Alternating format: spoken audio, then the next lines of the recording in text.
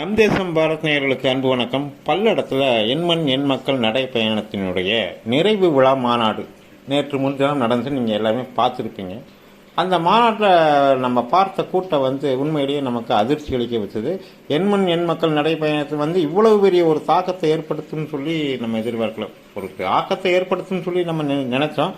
ஆனால் இது ஒரு மாபெரும் எழுச்சியாக மக்கள் வெள்ளமே அங்கே சமுத்திரமாக ஜன சமுத்திரமாக அங்கே திரண்டுருந்துச்சு. இதில் பிஜேபிக்காரங்க மட்டும் இல்லாமல் பொதுமக்கள் பலரும், அதே போல் அண்ணாமலையை விரும்புகிற பலரும், அதே போல் மோடி அவர்கள் மீது பெரிய மரியாதை வைத்திருக்கிற பலரும் அங்கே வந்திருந்தாங்க. பாஜகக்காரர்கள் அல்லாமல் பொதுமக்கள் அதிகமாக பேர் அங்கே அணி திரண்டிருந்தது நம்ம பார்க்க முடியுது.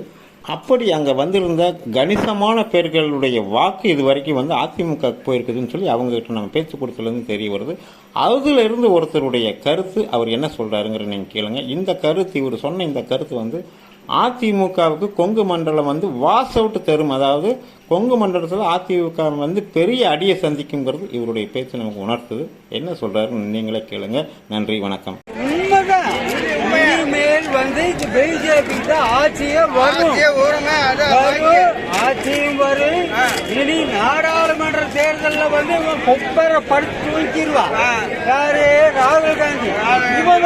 ராகுல் இன்னொரு யாரு இங்கிருந்து வருவான். எங்களுக்கு ஒரு 20 நாடு ஆட்சி இருக்குது.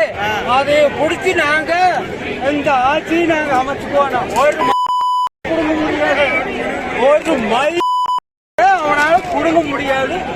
எழுதி வச்சுட்டு ஒரு கூட அவனால புடுங்க முடியாது. நான் கேட்கறது கேளுங்க. கவனம் தான் என்னை